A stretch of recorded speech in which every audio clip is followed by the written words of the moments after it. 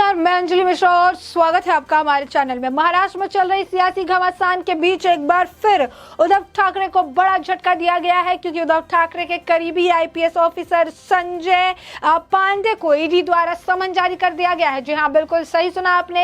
एक तरफ उद्धव ठाकरे के करीबी आईपीएस ऑफिसर संजय पांडे को ईडी द्वारा समन जारी किया गया है, तो दूसरी तरफ शिवसेना के ही नेता संजय राउत को भी समन जारी करके शिवरी कोर्ट में बुलाया गया है, वो भी कल।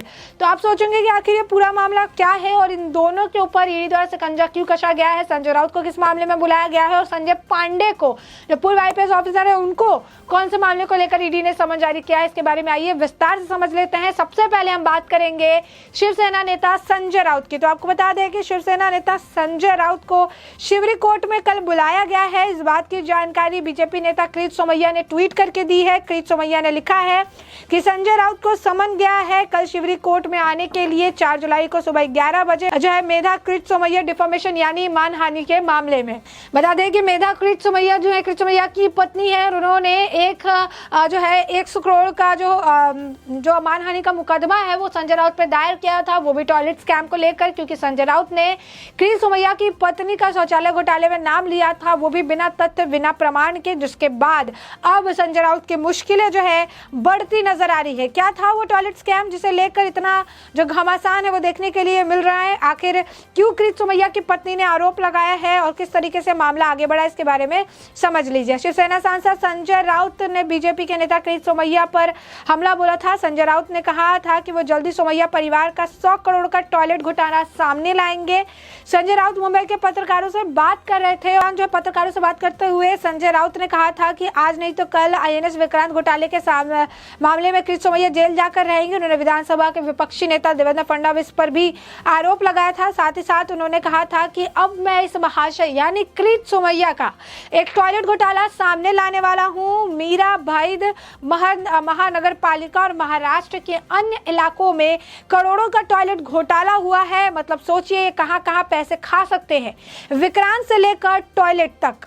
उन्होंने ये कहते हुए संजय राउत ने कृत सोमैया के परिवार पर भी निशाना साधा। संजय राउत ने कहा ये कृत सोमैया ही है। इस संदर्भ में कागजात सुपुर्द किए जा चुके हैं। युवा प्रतिष्ठान के नाम पर जो संस्था ये और इसके परिवार की ओर से चलाया जा रहा था, उसके माध्यम से 100 करोड़ का टॉयलेट घोटाला हुआ है। आगे संजय राउत ने कहा इस घोटाले से जुड़े कागजात को देखकर मुझे हंसी आई। झूठे बिल पर्यावरण के नाम पर किए गए इस घोटाले के पैसे निकाले गए, इसकी जानकारी बाहर आएगी। फडणवीस को इस बारे में बोलना चाहिए। भ्रष्टाचार को लेकर बहुत सारी बातें हैं। राष्ट्रभक्ति के नाम पर बीजेपी ने नेताओं द्वारा क्या क्या हो रहा है ये साफ दिखाई दे रहा है। शरद पवार और फडणवीस ट्वीट पर ट्वीट करते हैं, लेकिन कृत सोमैया के इस घोटाले के बारे में कोई बात नहीं करता है। उन्होंने कहा कि एक आध ट्वीट टॉयलेट घोटाले पर भी कर दे, जिसका खुलासा हम करने वाले हैं। 100 करोड़ से ज्यादा का है यह टॉयलेट घोटाला। जिसके बाद कृत सोमैया ने कहा था कि वो जो है इस पर तभी जवाब देंगे जब संजय राउत जो है इसे लेकर तथ्यों के साथ बात करेंगे। कृत सोमैया की पत्नी पर आरोप लगाने के बाद कृत सोमैया की पत्नी ने 100 करोड़ का जो है मानहानि का मुकदमा दायर कर दिया था संजय राउत के खिलाफ, और उसी पर अभी एक्शन लेते हुए संजय राउत को समन जारी करके कल जो है शिवरी कोर्ट में उन्हें बुलाया गया है सुबह 11 बजे। अब ऐसे में इस पूरे मामले पर क्या कुछ अपडेट आएगी उससे हम आपको अवगत कराएंगे। अब हम बात कर लेते हैं संजय पांडे के बारे में, जो कि उद्धव ठाकरे के काफी करीबी यानी महाराष्ट्र के पूर्व मुख्यमंत्री उद्धव ठाकरे के काफी करीबी जो है अफसर बताए जा रहे हैं। आखिर उनको किस मामले में समन जारी किया गया है और अचानक से इस समन के क्या कुछ मायने हैं और उन्हें भी 5 जुलाई को बुलाया गया है, क्या है पूरा मामला ये भी जान लीजिए। बता दें आपको कि मुंबई के पूर्व पुलिस कमिश्नर को ईडी ने जो है एनएसई कंपनी लोकेशन घोटाले से जुड़े मनी लॉन्ड्रिंग की जांच में 5 जुलाई को तलब किया है। इससे पहले आपको बता दें कि पूर्व पुलिस कमिश्नर संजय पांडे 30 जून को ही सेवानिवृत्त हुए हैं। दरअसल संजय पांडे ने 2001 में पुलिस सेवा से इस्तीफा दे दिया था, जिसके बाद उन्होंने एक आईटी ऑडिट फॉर्म बनाई थी। फिर जब उनका इस्तीफा स्वीकार नहीं किया गया तो वो पुलिस सेवा में वापस आ गए और उन्होंने फॉर्म में अपने बेटे और मां को जो है निर्देशक बना दिया। 2010 से 2015 के बीच आईएसई जो है आईसेक सर्विस प्राइवेट लिमिटेड नाम की फर्म को NSE सर्वर और सिस्टम का कॉन्ट्रैक्ट दिया गया था। इसी मामले को लेकर पहले इसमें CBI ने जांच की थी और अब ED जांच कर रही है। इसमें शामिल होने के लिए संजय पांडे को जांच एजेंसी ने अब तलब किया है। तो बता दें आपको कि रिटायर्ड IPS अधिकारी संजय पांडे जो है मुंबई पुलिस कमिश्नर से पहले महाराष्ट्र राज्य सुरक्षा निगम के प्रबंधक निर्देशक का पद संभाल रहे थे। अप्रैल 2021 में उद्धव ठाकरे सरकार ने महाराष्ट्र में DGP का प्रभार दिया था। समझ सकते हैं कितने करीबी हैं उद्धव ठाकरे के।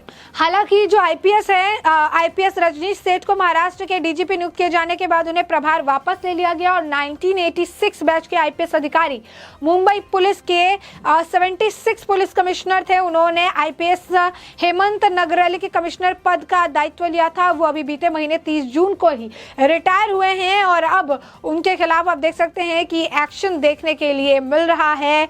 अब उन्हें भी जवाब देना पड़ेगा, कई सारे सवालों का जवाब देना पड़ेगा। अतुल कृष्ण ने इसे लेकर ट्वीट किया है, 1986 बैच IPS अधिकारी संजय पांडे से होगी ED की पूछताछ। संजय पांडे उन्हें ED द्वारा समन भेजा गया है। 5 जुलाई को दिल्ली स्थित ED ऑफिस में बुलाया गया है पूछताछ के लिए और NSE को लोकेशन स्कैम केस मामले में उनसे पूछताछ होने वाली है। पूर्व मुख्यमंत्री उद्धव ठाकरे के बेहद करीबी IPS अधिकारी माने जाते थे संजय पांडे 30 जुलाई को ही सेवानिवृत्त हुए हैं और अब यानी 3 जुलाई को अब उन्हें समन जारी करके 5 तारीख को पेश होने के लिए कहा गया है। इस मामले में अब उनसे पूछताछ भी की जाएगी। ऐसे में साफ तौर पर आप देख सकते हैं कि उद्धव ठाकरे की मुश्किलें लगातार बढ़ती नजर आ रही है। पहले सत्ता से जो है उनको हाथ धोना पड़ा, पहले सत्ता गवाई और अब करीबी लोगों पर ED का शिकंजा कसता हुआ नजर आ रहा है। संजय राउत से होते हुए संजय पांडे तक ये मामला पहुंच चुका है। करीबी IPS ऑफिसर बताए जा रहे थे, उन्हें जो है कई सारे पदभार संभालने का मौका महाराष्ट्र की सरकार यानी महाविकास आघाड़ी सरकार के दौरान मिला था। अब एक बार फिर आप देख सकते हैं कि अब मुश्किलें उद्धव ठाकरे के लिए सॉल्व होने का नाम नहीं ले रही है। एक के बाद एक सियासी सरगर्मी बढ़ती नजर आ रही है और इसे लेकर साफ तौर पर जो है एक बार फिर आप देख सकते हैं कि IPS अधिकारी है संजय पांडे और अब ED उनसे पूछताछ करने वाली है। एक स्कैम से जुड़ा हुआ मामला है, वो स्कैम है NSE को लोकेशन स्कैम केस और इसे लेकर 5 जुलाई को उन्हें तलब किया गया है और ED के जो है दिल्ली वाले दफ्तर में उन्हें पूछताछ के लिए बुलाया जा रहा है। वहीं संजय राउत की मुश्किलें भी अब बढ़ चुकी है। संजय राउत को ताबड़तोड़ एक के बाद एक ED का समन भेजा जा रहा है, वो भी अलग अलग मामले में। अब इस वक्त कृत सोमैया की पत्नी मेधा सोमैया द्वारा 100 करोड़ के जो डिफेमेशन सूट उनके द्वारा दिया गया था, उसे लेकर अब संजय राउत को बुलाया गया। इससे पहले भी ED ने समन जारी किया था एक और मामले को लेकर और कृत सोमैया एक के बाद एक कई सारे मामलों का खुलासा जो है संजय राउत के खिलाफ करते नजर आते हैं, जिससे एक वक्त था जब इसे परेशान होकर संजय राउत ने कृत सोमैया पर भी हमला बोला था और उन्होंने ही टॉयलेट स्कैम में कृत सोमैया और उनके पूरे परिवार का नाम जो है शामिल है, इस बात की उन्होंने जो है जानकारी दी थी। उसे लेकर कोई तथ्य, कोई प्रूफ, कोई प्रमाण वो नहीं दे पाए थे, जिसके बाद कृत सोमैया की पत्नी मेधा सोमैया का ये कहना था कि संजय राउत के उलटफेर बयान के वजह से उनके रेपुटेशन को काफी ज्यादा हानि हुई है। मानहानि का जो मुकदमा है उन्होंने दायर किया था क्योंकि उनके पास कोई सबूत नहीं है। बिना सबूत इस तरीके की बयानबाजी से काफी ज्यादा रेपुटेशन को नुकसान हुआ है और इसी वजह से संजय राउत के खिलाफ 100 करोड़ की मानहानि का जो